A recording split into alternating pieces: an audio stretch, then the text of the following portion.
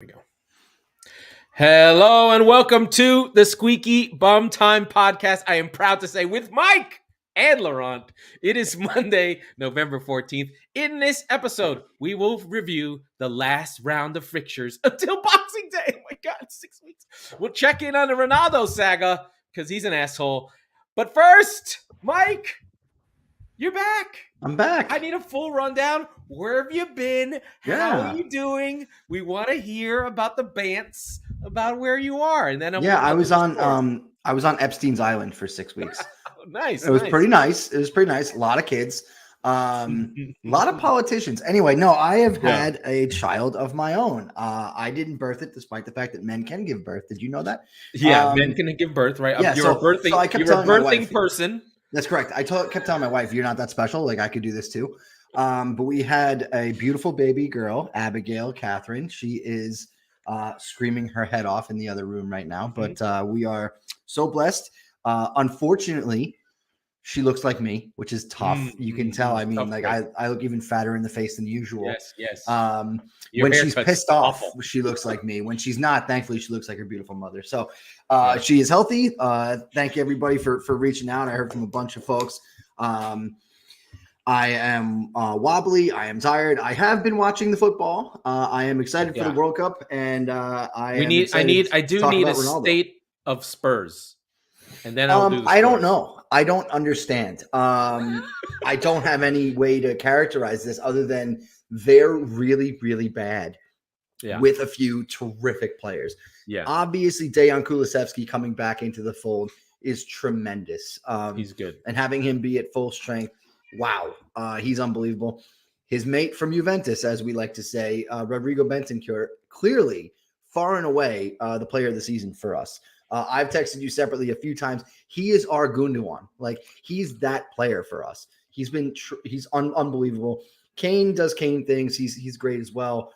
But it's been a war of attrition with injuries. But many times over the course of the last 2 months or so, I have watched games where you've got the 3-5-2 or 5-3-2, depending on the type of possession you've got.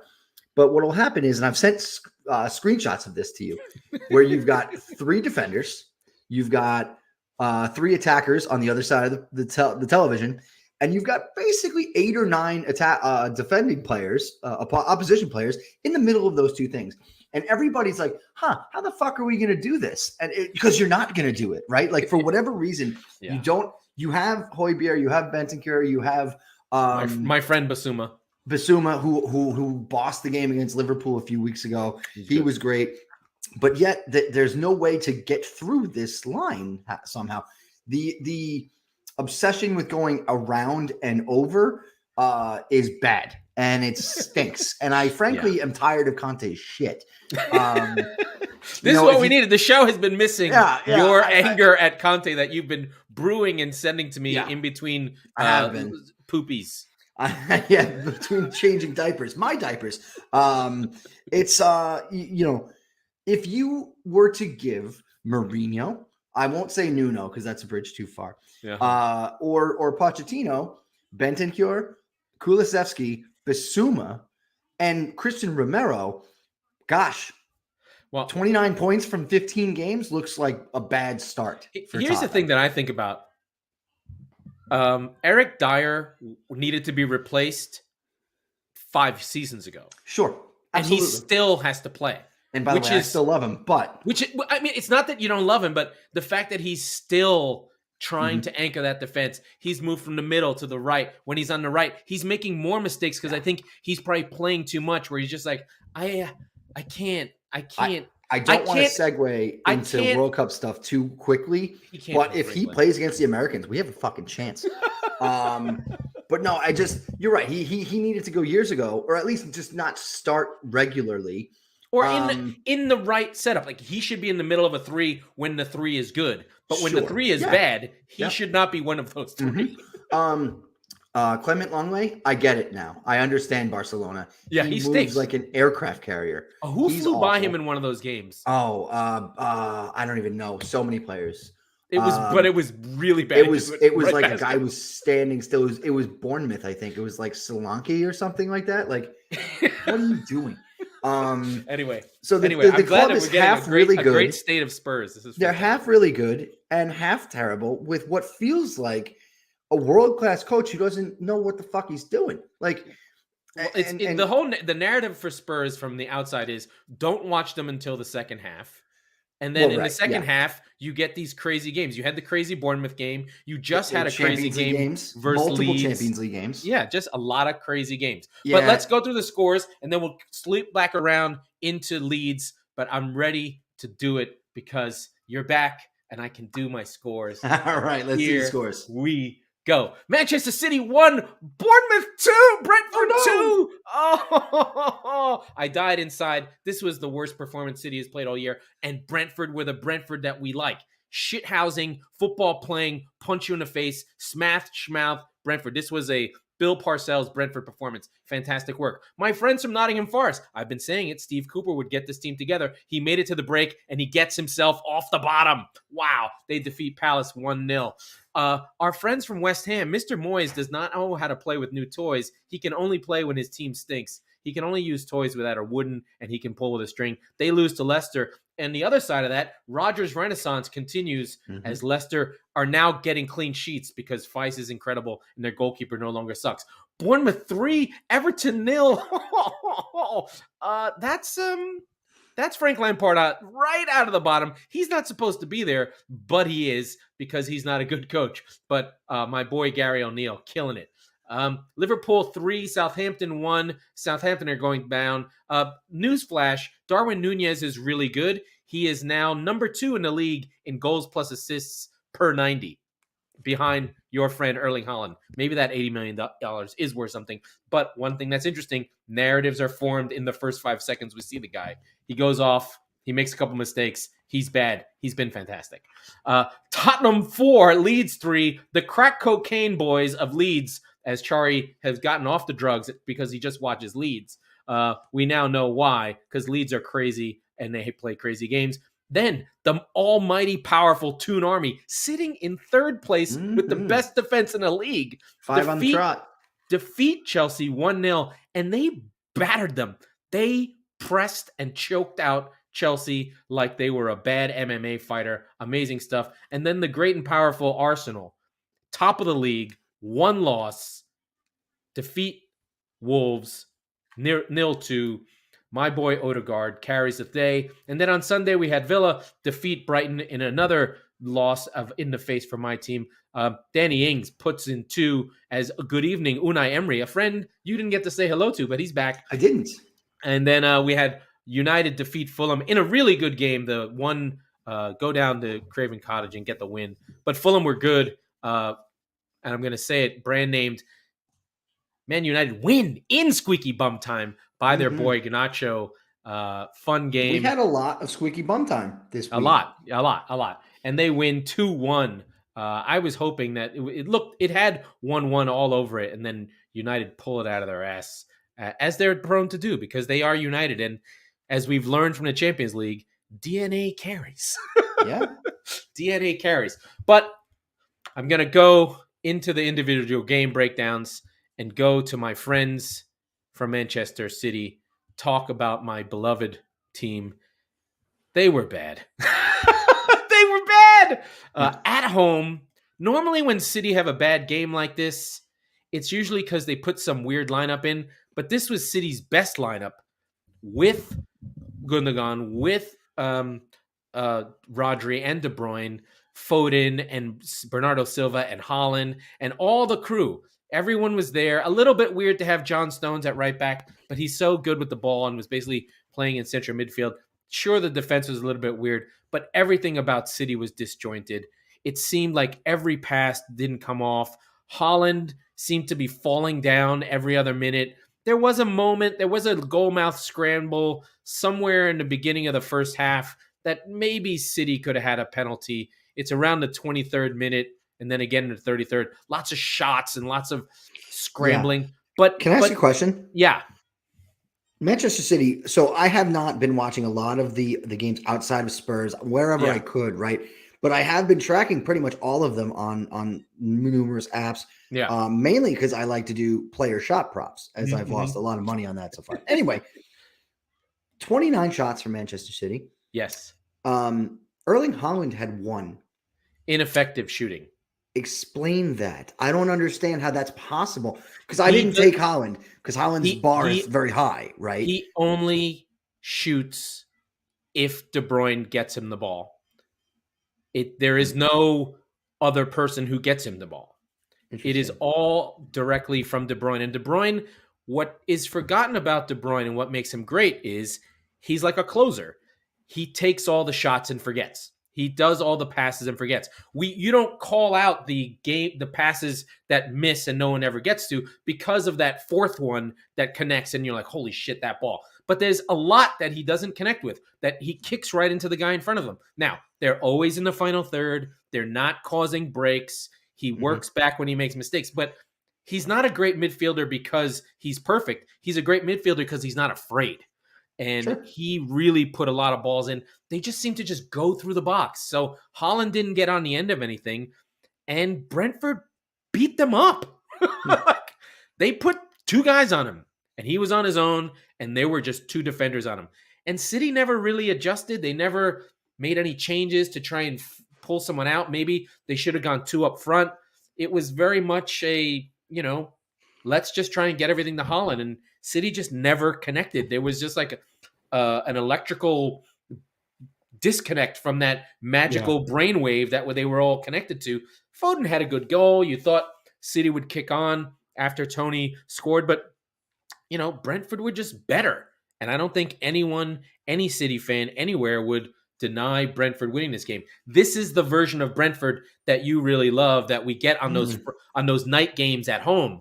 But they were able to find a way, after losing to Gillingham in the League Cup with most of their guys, come back, be at City, and just put in a performance that is indicative of the good versions of Brentford, where they can play football, they will punch you in the face. They shithoused.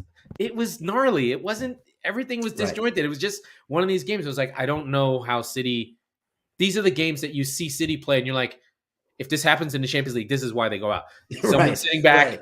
They just keep booting the ball, just keep doing the same thing over and over again, and it's not working. They don't find a way to not do that thing that they're doing. So, and again, just looking through the stats, because I didn't get to see a lot of it, but this is not one of your typical Sonny beats City by himself games. No, where the shots are 20-2. They had 10 shots. They had a $1.25 expected goals, 129. Because they were good chances. Toney missed open goals. But anyway, what my no point Diaz, is, Akanji was bad. They were just getting, City had that problem where when they get on the break, whatever chances they gave up were really good chances. This was 1920 John Stones and Fernandinho in the back version. You're like, holy shit, this is really bad. Yeah. But it's really hard for the narrative of, I think one of the things I take away from it is, and I think that City will never get credit for this because it's just the way we are, how City play is so precise. The fact that it works at all is insane. And this is what it looks like when it doesn't. Yeah. Right? It's so high precision. It has to be so perfect. They make it look easy. But when it's like a high-end sports car that if things go, it's like an F1 car, and it needs all these guys to make it work perfectly. But if it doesn't work, you just lose and the tire falls off. So it's like, oh, we fucking fucked it. Yeah, it's interesting, right? How many times it's such a trope in sports, oh, it's not our day, the ball isn't bouncing, sort of that. It was more than that, though. It was more than that. I know, but what I'm saying is, if you're a fan of any other team in this league than Manchester City, you feel like that 4 to 5 times a year. The 1, maybe 2 times that you feel that as a City fan, it speaks volumes. It's always the same type of team, too. It's always the same type of performance by the opponent. A rough punch, we are not. Well, because it's all timing. It's all timing related. Right. Yeah. So, and if you can get in their kitchen, if you can literally disrupt the timing of the set play, of the inch perfect passes, then it's not on the mark. Right. Then Haaland is 2 steps behind it. And he kept his jumps were off. It's like everything was off. It was almost like a bizarro performance with nothing connected at all. And, you know, it happens, but Arsenal are really good, and Arsenal have a 5-point lead. It's not insignificant. No, it's at not. all. I mean, this is what would essentially be the Christmas break. No, and well, just about.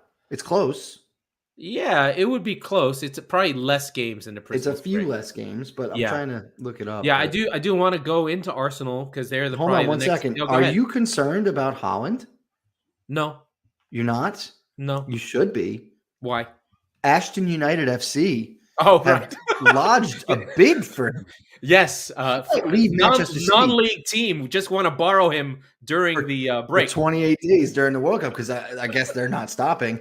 And that would worry me if I were a Manchester City supporter. He would have his head turned by Ashton United. You know, he may not come back. Yeah. Did you thought of that? I am concerned. I am concerned if Molde called. He'd really right. Yeah. So yeah, I mean, I'm not too concerned. I mean, it is nice, and it goes down to his teammates. It's a shame that we have a World Cup without Holland and without Odegaard, and it really says how shitty are Norway that they have those two players and they didn't make the World Cup. But Wales did? You got to be better than Wales.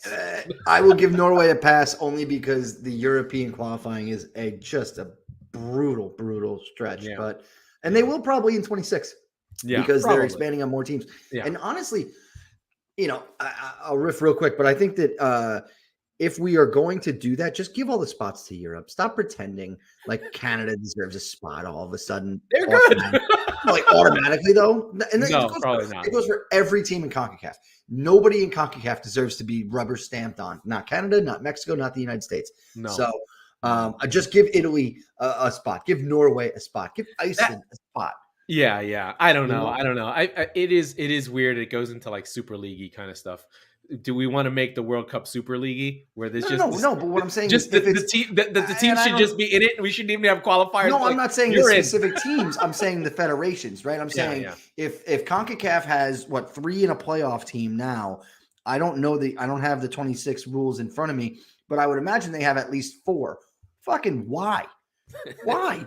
You know, like what are we doing here, folks? Yeah. Just give 3 more European teams a chance. That's all. Yeah. That's how you make a better product. I know, but the problem is that, you know, you get into, is that fair? Should we be doing that? Blah, blah. They're having a World Cup in November in Qatar. I don't want to fucking hear what FIFA thinks about fair. Okay. Give it to the best teams, make the best product on the field. And let's just go watch why we're not watching our clubs play for 6 weeks. But Holland and Odegaard are going to be sitting there with their fucking finger in their nose. It's good to be back. Let's talk about Arsenal. Yeah. So Arsenal do go to Wolves, and the first half was a little bit choppy, but I mean, we haven't talked about them probably since the North London Derby, but they are grooved. They look like a version of City.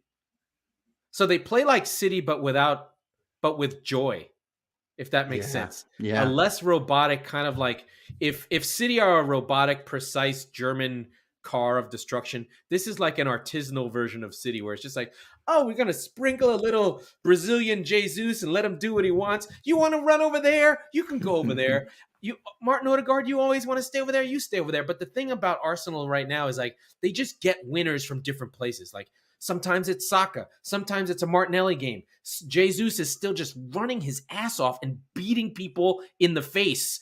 But then it opens and Partey moving the ball. Xhaka has been fantastic. Like the whole thing is just working and the machine is running and you've got Saliba and Gabriel. Gabriel has a mistake in him, but it seems when he makes a mistake, it doesn't hurt them. Are they getting, do you feel like they have any lucky wins? Maybe one, but they've been good. And Odegaard was good in this. We talked about him. We both loved him, even though he's Arsenal. We just wanted those 10 goals. He's leading the team in goals with 6, considering that team is top of the league. Really spreading it around. Right. So it's all opened up and it's all by the work of all the players. Now, are they a key injury away from having a hard time? You bet your ass they are. They can't lose Saliba for a week. No, they're not. They're not deep at all. They can't lose Partey for a week. They have some cover for Odegaard with Vieira, maybe. They can't lose Jesus because he's kind of what makes the whole thing run. Because while he's not finishing and all City fans know what that looks like, we're just like, I could have told you he can't finish. But he runs his ass off and he gives everything to the team. Well, And he creates the space. He creates the space for other people, and he'll get there. He's taking his shots, whatever. Yeah. Martinelli is fantastic. They can't really lose anybody, but they are there. They are there. As Pep Guardiola likes to say, they are there. And the line, can Arsenal win the league? Of course they can fucking win the league. No team with this many points after this many games has ever not won the league except for Newcastle. If there wasn't a Manchester City, they could win the league. But yes, they may get the Liverpool treatment after this one. Be like, yeah, you fucking got 98 points and we didn't fucking win the league. What the fuck was that? This is the third season we've been doing the show, I think, and because I can't count anymore. But each of those first two seasons, at times in the fall, you have been incredulous about the performances of City or whatever, and a bad game. The Leicester game where they gave up 5 goals and they didn't lose again until the next Olympics. So yes, there is a 14-game winning streak in City. Yes, somewhere. They could just absolutely is. Beep, and just be gone. right. Just like powering up the Death Star. Yeah. Arsenal is Alderaan. Just boom. Past them. Now, this is a luck of the draw, a luck of the Queen's death. Thank God the Queen died, the stupid bitch. City play Arsenal would like twice. That joke, by the way. She would appreciate that joke. Yes. Which is why we did it. City do have to play Arsenal twice. They do have a game that is scheduled April 24th against Arsenal. And then they have another one that they have to find one. And then the scary one is City play on the last game of the season at Brentford. You know what? I don't like that game. I would feel good about that after losing to them because you just pissed off some. You kicked the hornet's nest for my money. But at home, I have to go to Brentford and win the league. I mean, yes, good. I don't want to go to Brentford to try and win the league because you know what? If that performance happened at Brentford Community Stadium, you would be sitting there and go, not you necessarily, but the narrative would be, oh, they play hard at home. It'll be fine. We're going to wax them in our place. But the fact that they did it in your house means you have to just wipe the blood off of your lip, get up, and go punch them right back when you see them. So I just don't. I always worry about City. I shouldn't. Again, the gas is there. You shouldn't. The tank is there. But they could not. Arsenal could very easily win the league. It could happen very easily. Couple draws. Yes, it could happen. I'm not going to say it can't physically happen. It could happen. They are going to have to perform in our namesake, really in squeaky bum time. Like, what do they look like down the stretch? That's where, if they have a 5-point lead with 10 games to go, can they handle it? If they have a 5-point lead with 10 games to go, and 2 of them are against City, they don't have a 5-point lead. They don't have a 5-point lead. They are behind by 1 point. That's the realistic nature of this. Okay. I don't know. I don't know. And then there's January. Like what character gets added to the show? Right, but they are an interesting case for a January transfer window because they need it. They don't necessarily. Is there a spot where you would say somebody's going to come in and make our first 11 better? No, there isn't. Right. But they have this familiar symptom that I'm very, very used to is that are you going to make the first team better or are you going to try to bring in a player who's not a prospect, who you're going to spend a comfortable amount on to challenge that first 11, whatever position that might be? I've got one for Arsenal, and this is this nostalgia dreamy. Down the stretch, you need him. He's out there. He's available. Do they just bring back Cesc Fabregas to just be like cover for the midfield? Just to be there? To be like, we're going back to Wenger. He was one of our guys. He's still playing in some beautiful place like Morocco, Monaco, whatever. Yeah, I'm sure he's really fit. He's ready to go. He never was fit. Oh my God! Well, that's a good point. But they should do something like that. Get one of the old guys who was part of it. They've already got Arteta. You know who you get? The guy who they thought they were getting 5 years ago? Go get Jamie Vardy. Go get Jamie Vardy as Jesus insurance. By the way, Leicester would sell him. I know they would. They should. Yeah, they would just let Daka play. Yeah. But I think at So this point he's such a legend. Actually, fine. Jamie Vardy's a great shout. If I were Jamie Vardy, I would be like, yeah, I'll go. Yeah. Yeah. He also said that in 2017. Yeah, I don't but know the one that why. popped into my head, I was like, Giroud.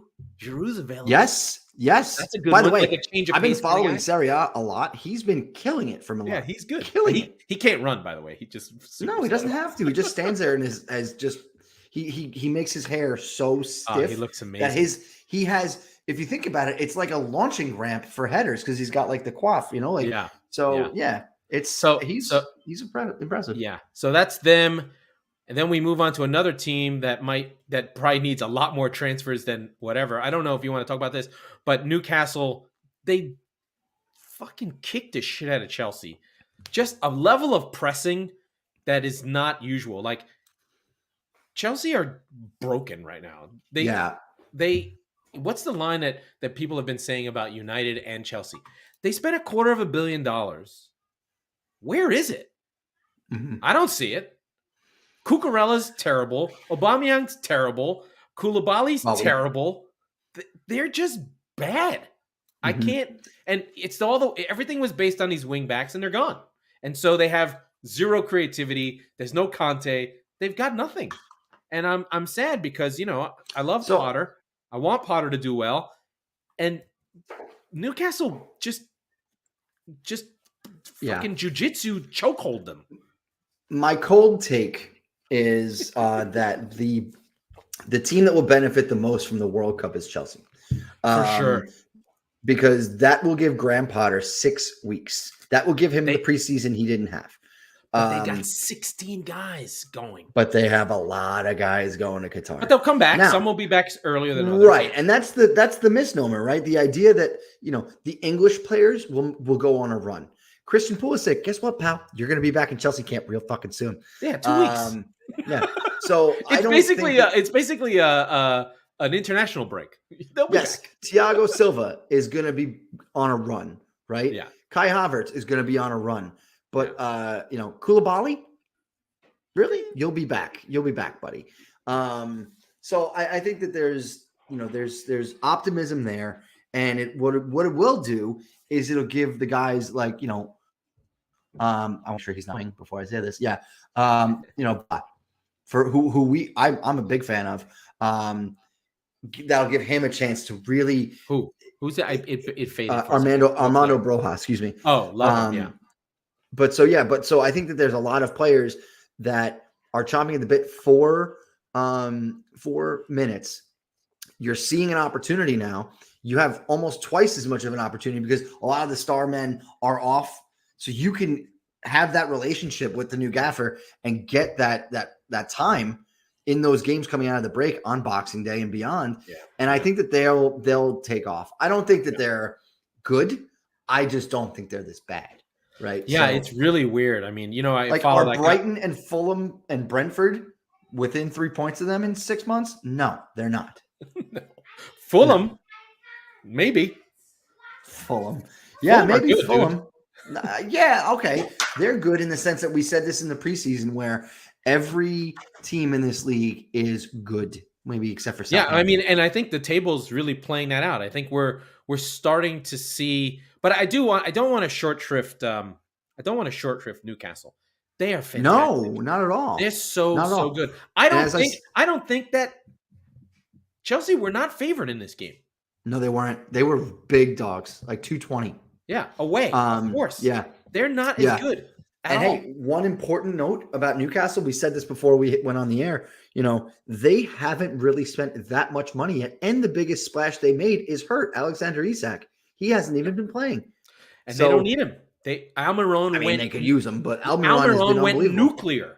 To me, Isak was going to replace Almiron. He was the guy who was going to. I thought he would play with them, but yeah, either way, right? Or St. Maximin is not even there. He's not even playing. Yeah. And they're just battering teams because Guimaraes and Joe Linton and Willock, they just run people down like nuclear missiles. You cannot get on the ball. And when Chelsea were trying to play out, this is a team that Potter, we saw it with Brighton, he wants to play out. When they passed the ball back, they were like, oh, there was no like passive, like half current. The whole team just ran forward and pushed Chelsea. Were like, what the fuck is this machine of red and of black and white stripes that are coming to destroy me? Yeah. They choked them. And a lot has to be said because again, they Eddie Howe is, for my money, he's got as many losses as Arsenal does. Coach of the year.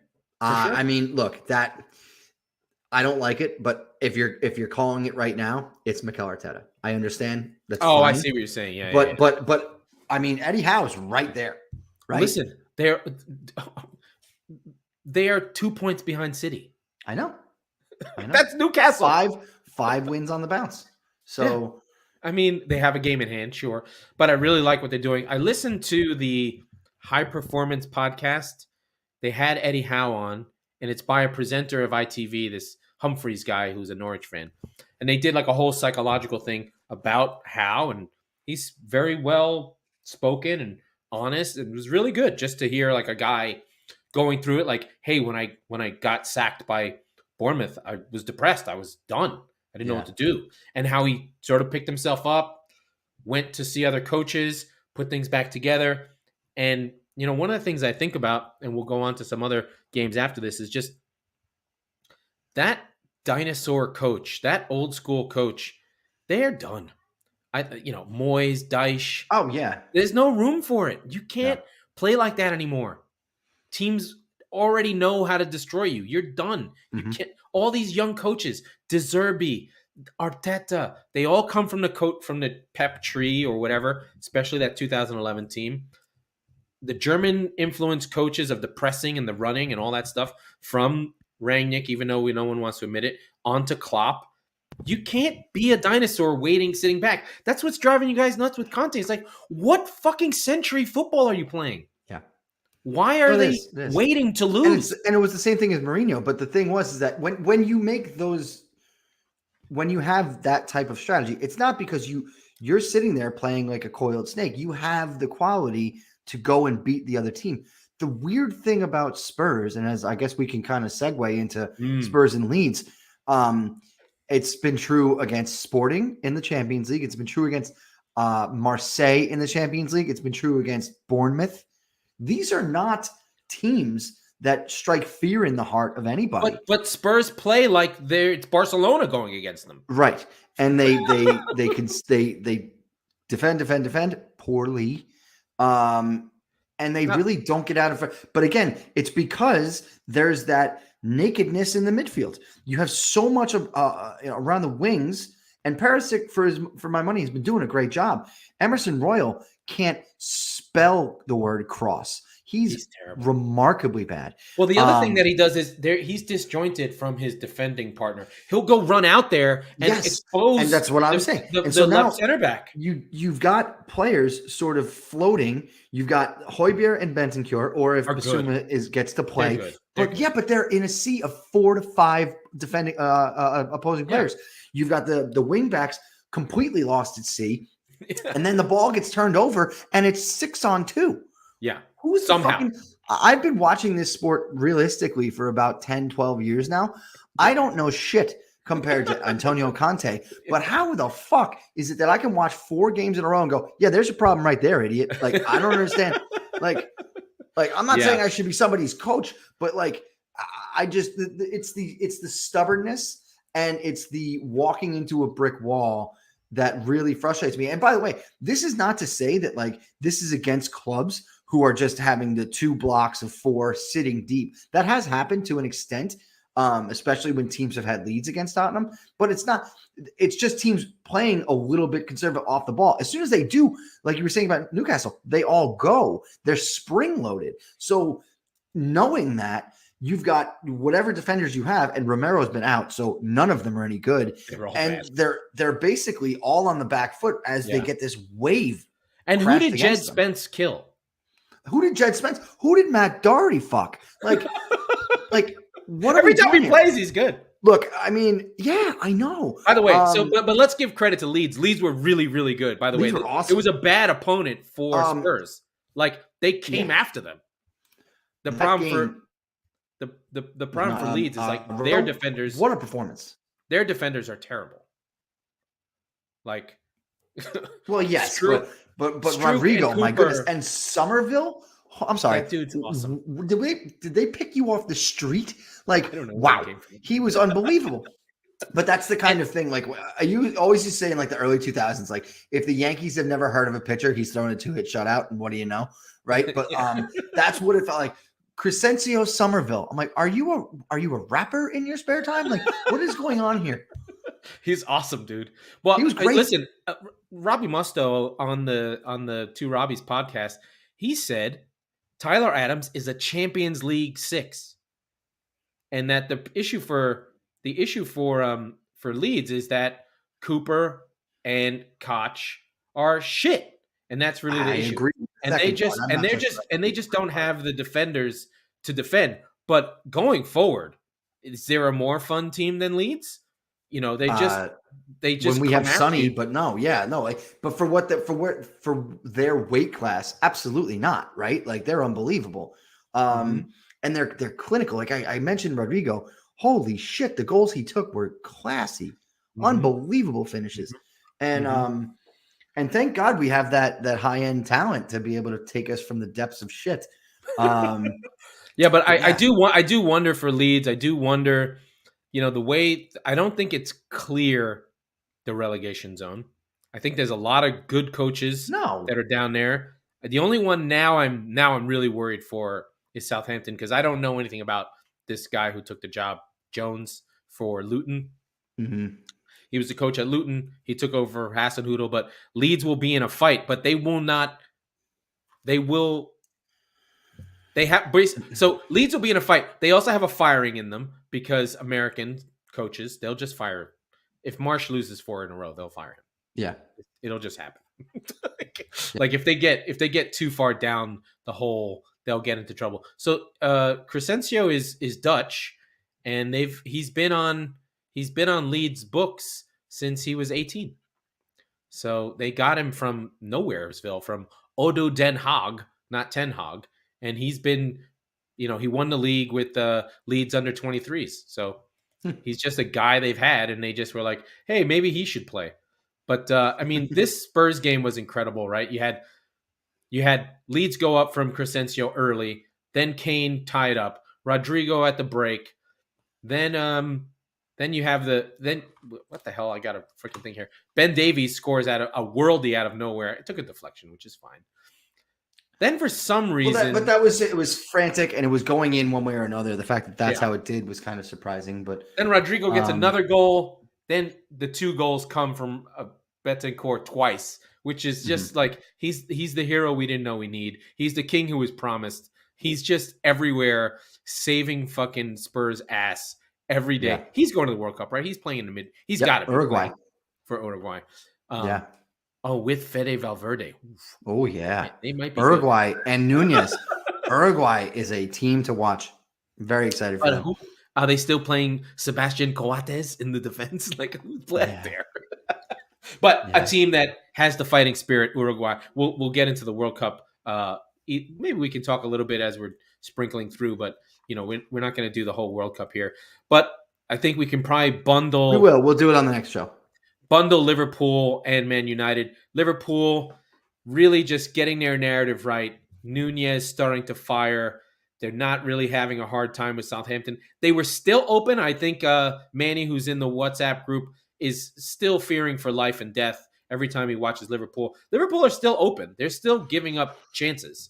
I don't think defensively the issue is, but what they've come around on is they've figured out their scoring part, right? Like they've got that part down. They're like, okay, we figured out how to get Nunez and Salah to work together by bringing them closer together. They don't have Salah way out in the middle of nowhere. They've kind of moved everything more central. So they do have that part going well. Maybe the fullbacks are getting back together. Robertson, I think, always makes a difference. So they're in good shape, especially at home. They're never going to lose. I think the funny thing is Nunez is really fucking good. And the idea that he's not is just some lazy narrative because he got a red card in his second game. Well, look, he's had to carry them, right? And as much as Salah is still there, Diaz has been hurt and Jota has been hurt. So, it's been the Diaz and the Nunez and Salah show, right? Well, Firmino also has Firmino has been around, yeah, right. But he's in that. Nunez is the new Mane in a sense that he's playing a different style. He's more up front, but he's giving them that triumvirate again, right? Where you expected Diaz to be almost a like for like, but he's been on the shelf. And Jota, right? Like you basically replaced Mane with two Manes or would be types, right?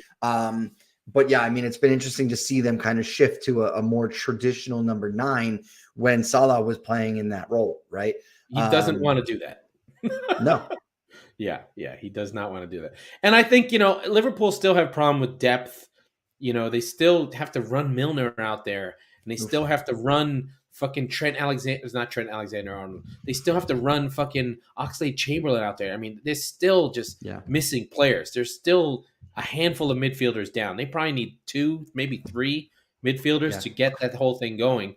But I think the rumors of their demise will diminish. I think they'll get there. The issue is that they've given themselves such a hole that the top 4, they may get there because United, Chelsea, and Tottenham are sputtering, and they may just get there accidentally. But you got a 7-point lead on them, right? With a game in hand, Tottenham in 4th. I think you're clearly better than United. United do get the win. Yeah, I don't look at United as a real threat. What I would say is, how you have to look at it like this. Do I think Manchester City, and this is not necessarily fair because there's a Manchester City in the conversation, but do I think City can catch Arsenal with 5 points clear? Yes. Does that mean that I think that Liverpool can catch Tottenham with 7 in a game in hand? So realistically, potentially 5 or 4. Yes, I do. I'm not running from that. Right now, if Spurs go out in January and they get a quality, maybe 2, maybe 6 quality center backs, then I'm changing my tune completely. However, until that day, I still like what I see when I have Liverpool on the field versus Spurs. Until they decide to change the strategy or something. I don't know. But I just think that there's more faith that you've got to have more faith. If you said, who's more likely to finish in the top 4 today, Spurs or Liverpool, I'd say Liverpool still. Yeah, because they're on the front foot. They have the pedigree. They can reel off 10 in a row if they get their shit together. We don't know what damage the World Cup will do to any players. We know last year, AFCON killed Salah and Chelsea. Yeah, so we never know. So Kepa started playing again. That's how bad Mendy was. But yeah, I think he's better. He will play once he gets back. It's the great unknown, right? Yeah. So, like you said, who's it? Chelsea has like 16 players or something like that going. Yeah. Tottenham I do want to give more time to United. I've watched them. They actually are good. Like, they're not difficult to watch. You kind of see what they're going to do. Eriksen has been, I know he's your guy. It kills you. He's been so good. He's been their best player. Like, without him, none of it works. Casemiro has made a difference. And then Lisandro Martinez, the butcher of Argentina, the butcher of Old Trafford, he's just a fucking killer. He's just the defender. Like, if to be as good as he is at the size that he is means he has to be fantastic. He's like, the small dick guy at eating pussy. He's just got to do it right because he has to, right? I wasn't ready for that one. You know what, though? That's exactly what he looks like. Yes! Yeah, so he's there. He's putting the extra effort in, because he has to. So he's in, and he just kicks ass. Like, if he was on Spurs, he'd be your favorite player immediately. It would be him and Romero. Could you imagine? Oh, my God. There'd be someone sent off every week. So many stabbings. Is their central defense for Argentina? I think so. In the World Cup? I don't know about Romero's health, but yes. That's scary. Those guys are murderers. I don't think Otamendi can't possibly be paying for that team. I don't know. Oh, and they're playing Poland, so we have the Nazi extradition Good. against Poland. There you go. He's Wow. back for 44 minutes, and we've checked off the World War II references. Oh folks. man, that's He Poland. didn't miss a beat. It's in the blood. That's some danger there. I don't know. There's things to say that I don't know what they are, but I like Lissandro Martinez. I hope that the fact that Harry Maguire made the English team goes to show you how bad Gareth Southgate is as a coach. He should never have been anywhere near it. I don't care how much loyalty you have. Just be like, no, you're not coming. You suck. Bye. Get out. Yeah. Anyway, but yeah, United were good, and then they have that. They've got that thing where they play a young player and he gets the win, and I think that builds narrative. It sort of reinforces what team belief can happen, and I think Ten Hag has done a good job with that. We can sort of go into the Ronaldo thing where I was gonna say I don't think that Ronaldo's making a dent, and No. I said this before we jumped on. Cristiano Ronaldo is Donald Trump, right? He's just a narcissistic, selfish lunatic who's agreeing about everything. Does that make Fernandez DeSantis, I guess? But like, yes. he's a narcissist. He's a loudmouth. He gets in the way where he's not welcome. Hello, midterm election. And, it's just a lot of these things where the machine keeps moving, makes him even more mad. He said these things, explosive comments from a professional footballer who's on a team after the team won a dramatic game. Yeah. What are you doing? Why are you doing this, Donald? Why are you attacking Ron DeSantis after he won by 20 points? What are you doing? But the thing is, Ronaldo had already done it. They had a great win, and he walked off the field.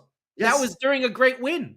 Mm-hmm. So that's twice he's done it. And to kill Ten Hag after Ten Hag brings him back in, is like, hey, don't be a dick. You're going to get a 1-game suspension. Come back in. He put the captain's armband on him against Aston Villa. And they lost. Yep. So it's very calculated. Ten Hag has been like, okay, here's the rope. Go do your thing. Yep. And then he can go, we suck when you play. So, it's just not. The thing is that United really don't have a good strike force. The 17-goal Rashford Martial season, that's 3-4 years ago already. Yeah. But Martial is back. They are their best with Martial, which is interesting. And Sancho is just gone. That's $100 million just gone. I mean, it's not the first time and it's not the last time they did that. Remember Alexis Sanchez? Remember the piano when the entry video with Alexis By the way, Sanchez? That's twice that City got used and then fucked United. Because Sanchez was going to come to City. Oh, wow. So I don't remember that. Yeah, that was a whole... Everyone's going to come to City, and then they go to the United player and be like, he's going to go to City. And they're like, no, he can't go to City. Right? So it's all like Tevez stuff. It's all water under the bridge. Meanwhile, City have all their transfers planned out 2 years in advance. Yeah.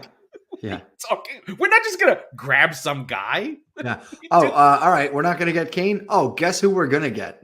It's like, this is the price. Oh, okay. Yeah. We'll pay half the money and get Erling Haaland. It's so funny to think about that. They wouldn't have gotten him if they got Kane. I know. He'd be on United, Real Madrid, Holland, Madrid for sure. Yeah. Not close. Anyway, especially after the fuck up with Mbappe. So we've got Ronaldo. He's basically thrown the entire Man United organization under the bus. Says nothing has changed at United since Ferguson left. By the way, mind you, he wasn't there since 2009, but that's not important. Literally the same pool, the same chefs, the same everything. Yeah, the weird like details where you're like, huh, he's probably right about that. That's definitely true. It doesn't make him not a dickhead. No, it doesn't. But and it's weird, right? It's he's right until he makes himself wrong. Like all of that is true. He's like, dude, they haven't changed anything. I don't understand, or I completely understand how they haven't really won anything in that span. And then he torches everybody around him. It's like, oh, well, you can't. You had us. We were. The fans will always love me. No, they won't. No, they Ten Hag has done a good job of managing this. I think the thing that's sort of underrated is like Ajax is a small club relative to the super clubs, but Ajax is a tough club to manage in Amsterdam. Like, it has as much media and as much pressure as like, oh, you won, but we didn't play right. Like, they have all this Yeah. weird Cruyff wouldn't have done that type shit. We're like, will you stop with the Cruyff? I mean, enough. Or like, why are you not playing 4-3-3? That's the Dutch way. They have all this like ideological, philosophical, the same kind of stuff that United has. But if you look at Old Trafford, I've seen pictures, it's falling apart. Right. Like, it's Oh, yeah. literally a mess. So there's that, and there's that going. And I think, he's basically said, I want to leave. I want to get cut. The question, I guess, is where does he go? Who would want him? Well, Bowley is the one who's been rumored, but like, who has the combination of patience and money? Well, for Chelsea, it only makes sense right now because they're in 8th place. But that's not good for Potter. But then again, neither is 30 million on Aubameyang. Ronaldo at Chelsea would destroy. Potter would be fucked because he's not. Well, good. Then he can come to Tottenham. Yeah, if he's gonna blast Ten Hag, who literally has a better resume than Potter, then what's he gonna say about Potter? He has never won anything. I'm like, yeah, no shit. That's why he's there. So I don't think that'll happen. But I do want to sort of go on to some of the other friends in the league, other managers who maybe they should have got the Chelsea job at one point. Our friend Mr. Rogers turning Leicester around. It's a big deal. I think there's one player that I really want to call out for that team aside from Madison, but it's that defenseman what the fuck's his name? About Face on the defense. About Face. He totally changed that team. A random defender completely changes the culture of the defense. He's like a poor man, good version of David Luiz. He's got the big hair, and he's just changed the team.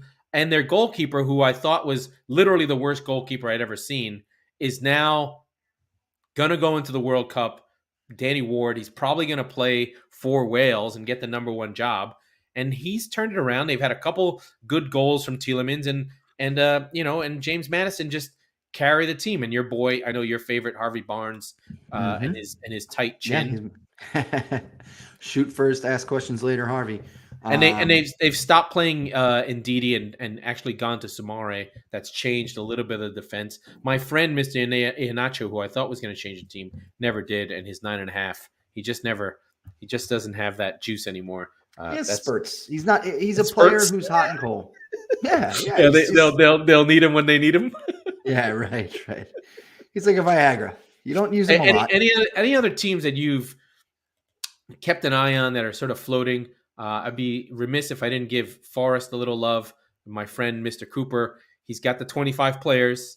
He's got to deal with it, and he welcomes this break. Yeah, and figure out who the fuck is on his team, and he's gotten the team out of the bottom 3. So, I mean, it is crazy how. Well, they're in 18th, but they're right there, right? But yeah. I mean, I'm rooting for Everton to go down. I feel bad about that, but I'm just tired of like the. They were trying to talk shit about Richarlison not playing in Champions League anymore. And I saw that. I was like, have fun in the relegation race, pricks.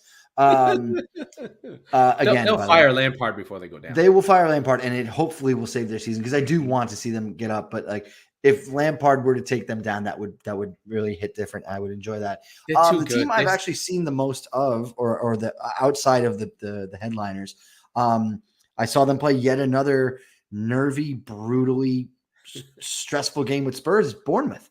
They're good, man. And it's prescient because in a week's time, the United States of America is going to be taking on Wales, and everybody's going to be talking about Daniel James, and everybody's going to be talking about Gareth Bale. Kiefer Moore is going to score against the Americans. He is going to be a problem because he's 17 feet tall, I watched him, and again, we've profiled this a lot on this show. Not that Spurs back line is anything to write home about, or it's anything to set a marker in the sand by, but it's still better than the United States back line. Tim Ream is going to be playing for the United States. Okay. So he is going to use and abuse anybody and everybody on the US back line. Tim Ream is good. He's going to get I used to hate him, but now I'm in. Fine, but I mean, Gareth Bale is going to whip a cross in, and Kiefer Moore is going to get onto it, like he just is. And I think this is gonna, not gonna shock anybody basically if you've heard the rest of the show, but for next time, I'm not feeling good about the U.S. going into that first game. No. I think anybody realistically is going to say they're going to lose to England. That's okay. You can get out of the group with a loss. The trouble that they have is they play Iran last in what will likely be a meaningless game. I don't see them getting a win against Wales. I could see a draw. And then they get boat raced by England. They're going to have to beat Iran by 400 and hope that England does the same to Wales, which they probably won't. Well, the only thing that the U.S. can hope for is that England has been bad for a year, effectively. Yeah, that's true. And that Southgate is a moron, because he is.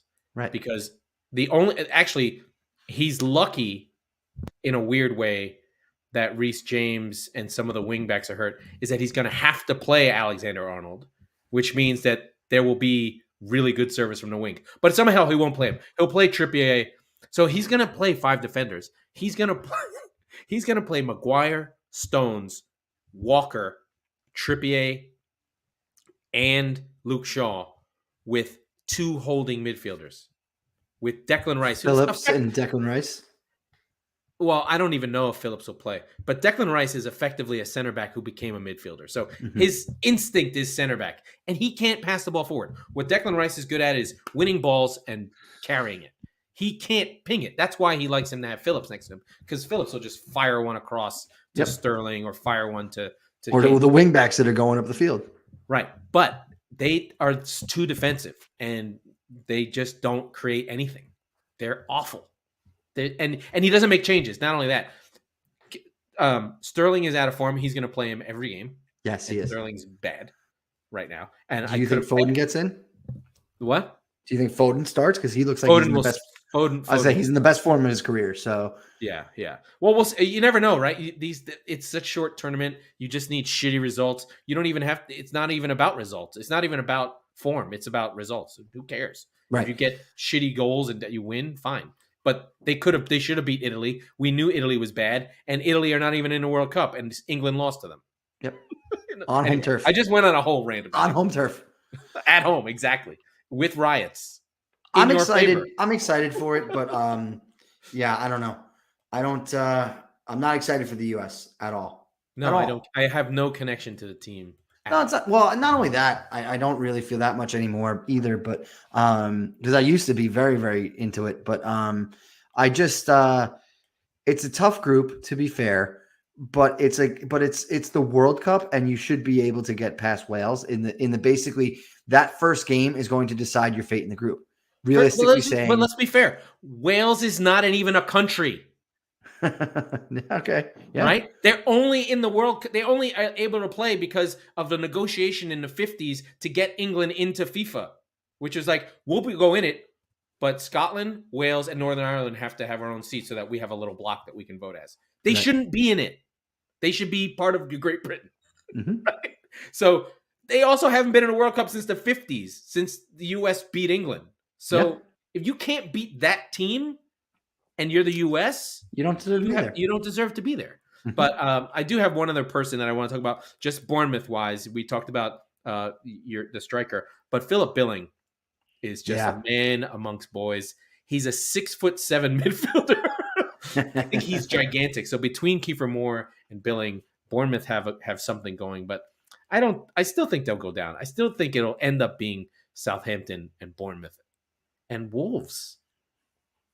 That could be the 3. Yeah. Unless Wolves get some striker from somewhere. Anyway, you're fading. It's late. I'm going to take us home. All right, let's get out of here. Good to be All right. back. That was the Squeaky Bum Time podcast with Mike Salerno, thank God, and Laurent Cortines. We are the football wing of the Chop Sports Network. We record on Tuesdays and Fridays, so be sure to subscribe wherever you get your podcasts so you never miss an episode. We are members of FanHub. Thank you to all our English fans who stick with us and don't hate us as much as we hate them.